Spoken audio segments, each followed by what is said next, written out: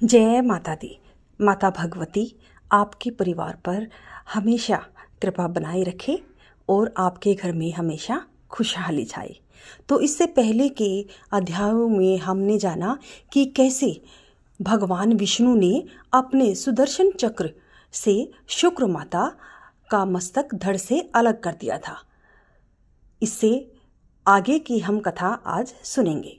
सभी श्रोतागणों से मेरा हाथ जोड़कर अनुरोध है कि वो अध्याय का श्रवण पूरा करें।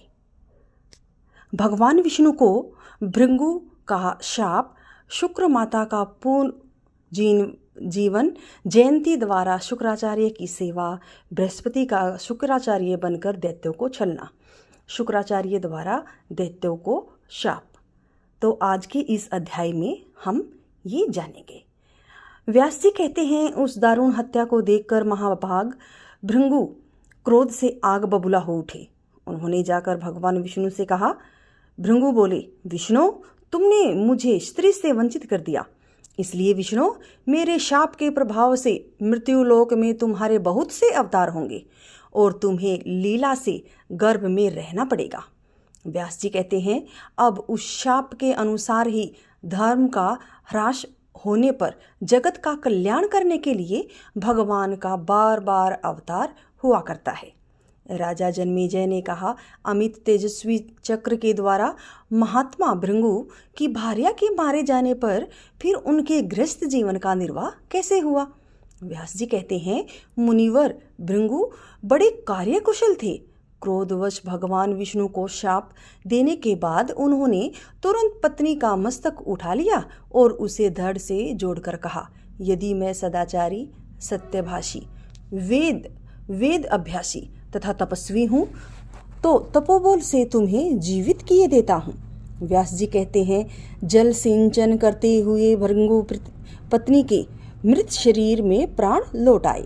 व्यास जी कहते हैं, राजन, शुक्राचार्य मंत्र प्राप्ति के लिए बहुत कठोर तप कर रहे हैं।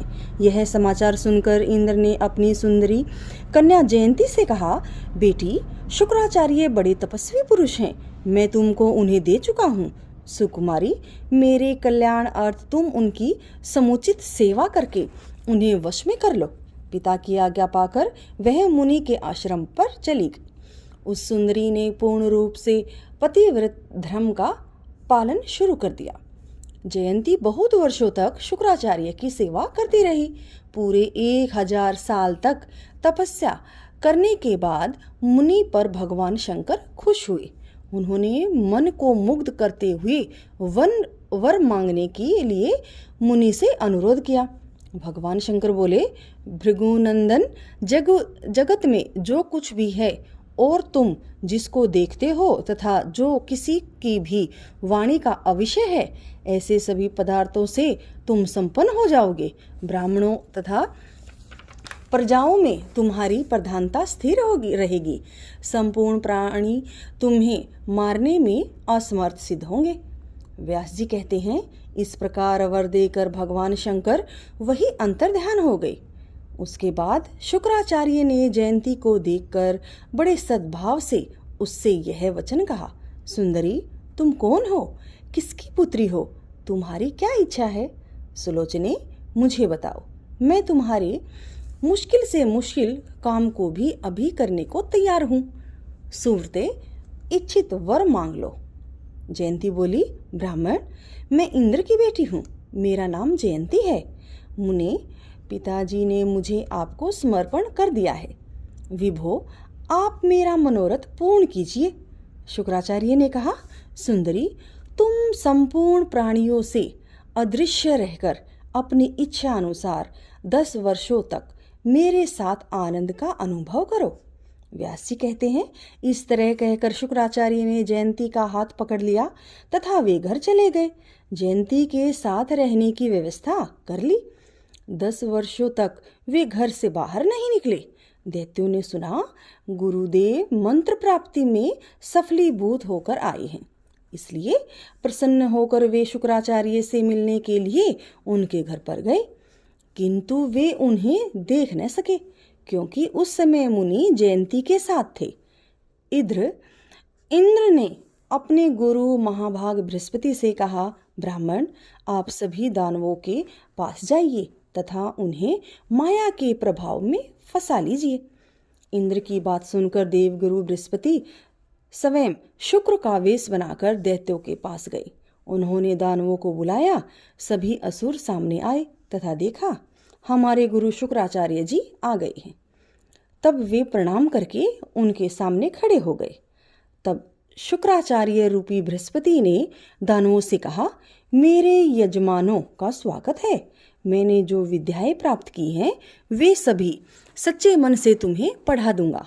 तपस्या करके भगवान शंकर को खुश करने का उद्देश्य सिर्फ तुम्हारा कल्याण ही था। यह वचन सुनकर वे श्रेष्ठ दानव हर्षो उल्लास से भर गए। बड़े आनंद के साथ गुरुदेव के चरणों में उन्होंने अपना मस्तक झुकाया। देवताओं द्वारा प्राप्त होने वाले भय का त्याग करके वे शांत चित्त से समय बिताने लगे। इधर जयंती के साथ क्रीड़ा करने का जो 10 वर्ष का समय निश्चित था वह पूरा हो गया। तब उन्होंने जयंती से कहा, सुलोचने, इस समय मेरे दैत्य पुत्र देवताओं के पास कालक्षेप कर रहे हैं। अब मैं उन बेटों से मिलने के लिए जा रहा हूँ। सुमध्य में फिर शीघ्र तुम्हारे पास आने की चेष्टा करूँगा। जयंती धार्मिक विषय की पूर्ण विदुषी थी। उसने शुक्राचार्य से कहा, बहुत अच्छा, आपके धार्मिक कृत्य में रोड़ा अटकाना मुझे अभीष्ट नहीं है। जयंती के वचन सुनकर शुक्राचार्य उसी क्षण वहां से प्रस्थित हो गए। आकर देखा दानवों के निकट बृहस्पति जी विराजमान हैं। इससे शुक्राचार्य को बड़ी हैरानी हुई। उन्होंने मन ही मन सोचा, मेरे प्रति बृहस्पति अवश्य वैमनस्य रखते हैं। इन्होंने मेरे यजमानों को ठग लिया है, इसमें कोई संशय नहीं है। इस तरह मन में सोचकर शुक्राचार्य ने दैत्यों से कहा, दैत्यों, मेरा वेश धारण करने वाले इन बृहस्पति के भुलावे में तुम क्यों पड़ रहे हो?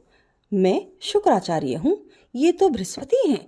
ये देवताओं का काम बनाने के लिए कोशिश कर रहे हैं। ऐसी स्थिति में बृहस्पति ने, जो शुक्राचार्य के वेश में उपस्थित थे, यह वचन कहा, यह बृहस्पति तुम्हें ठग रहे हैं। मैंने भगवान शंकर से मंत्र विद्या का अध्ययन किया है, उसे तुम्हें पढ़ा रहा हूँ।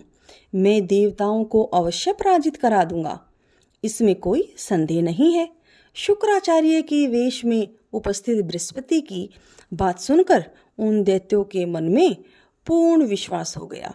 वे असली शुक्राचार्य से कहने लगे, ये ही हमारे गुरुदेव हैं। इनके द्वारा हमें सद्बुद्धि प्राप्त हुई है। तुम जाओ, बड़े धूर्त जान पड़ते हो, हम तुम्हारे शिष्य नहीं हैं। इस प्रकार बृहस्पति के प्रभाव से प्रभावित दैत्यों को देखकर शुक्राचार्य ने बहुत क्रोधित होकर दैत्यों को शाप दे दिया। तुम लोग समझाने पर भी मेरी बात से इनकार कर रहे हो। इसके परिणाम स्वरूप तुम्हारे सामने महान संकट उपस्थित होगा। तब इनके संपूर्ण कपट से तुम परिचित हो जाओगे। व्यास जी कहते हैं, इस तरह कहकर बहुत क्रोधित हो शुक्राचार्य तुरंत वहां से चले गए। अब बृहस्पति का हृदय हर्षो उल्लास से भर गया। उसके बाद शुक्राचार्य ने दैत्यों को शाप दे दिया। यह जानकर वे जल्दी ही चल दिए। स्वर्ग में जाकर बृहस्पति ने इंद्र से कहा, शुक्राचार्य ने दैत्यों को शाप दे दिया है तथा फिर मुझसे भी वे त्याग दिए गए हैं। इस प्रकार उनको मैंने निराधार बना दिया है। महाभाग, अब सभी प्रधान देवता युद्ध करने की तैयारी कर लें। उसमें बृहस्पति की बात सुनकर इंद्र सभी देवताओं के साथ निकले तथा दानवों के सामने पहुंच गए। उनकी स्थिति जानकर दैत्य बहुत चिंतित हो उठे। वे आपस में कहने लगे, महात्मा शुक्राचार्य हमारे आराध्य देव हैं, किंतु वे कुपित होकर चले गए। वह भी हमें ठग कर चला गया। अब हम क्या करें, कहाँ जाएं? शुक्राचार्य की बहुत क्रोध से भर गए। सहायता प्राप्त करने के लिए हम किस प्रकार उन्हें खुश और संतुष्ट करें? इस प्रकार विचार करके सभी दानवर एक साथ दोबारा शुक्राचार्य के पास गए। मुनि के चरणों में मस्तक झुकाकर वे चुपचाप खड़े हो गए। उस अवसर पर शुक्राचार्य ने दैत्यों से कहा, मैंने तुम्हें सम्यक प्रकार से समझाने की कोशिश की, किंतु उस क्षण तुमने कपटी बृहस्पति की माया से मोहित होकर मेरे हितकर, पावन तथा उचित वचनों का भी अनादर कर दिया। अब उस अनादर करने का बुरा फल तुम्हें भोगना पड़ रहा है। व्यास जी कहते हैं, इस प्रकार शुक्राचार्य संदेह युक्त वचन बोल रहे थे। इतने में प्रहलाद ने उनके दोनों पैर पकड़कर प्रार्थना शुरू कर दी। प्रहलाद ने कहा, शुक्राचार्य जी, आपके हम सभी यजमान सेवा में उपस्थित हैं। हमें महान कष्ट हो रहा है। हम आपके पुत्र तुल्य हैं। मंत्र का अभ्यास करने के लिए आपके चले जाने पर दुरात्मा बृहस्पति छल करके आपके रूप में आया तथा उसने हमें ठग लिया। सर्वज्ञ, आप सभी बातों से भली भांति परिचित हैं। यदि आप क्रोध नहीं त्याग कर उल्टा हमें ही त्याग देते हैं तो फिर हमारे पैर रसातल में ही जाकर ठहरेंगे। व्यास जी कहते हैं, प्रहलाद की बातें सुनने के बाद शुक्राचार्य ज्ञान दृष्टि से सब कुछ देखकर खुश हो गए। उन्होंने दैत्यों से कहा, दानवों, विपरीत समय के कारण इस समय तुम्हारी शक्ति क्षीण हो गई है, इसलिए एक बार तो तुम्हें देवताओं से हारकर पाताल में जाना ही पड़ेगा।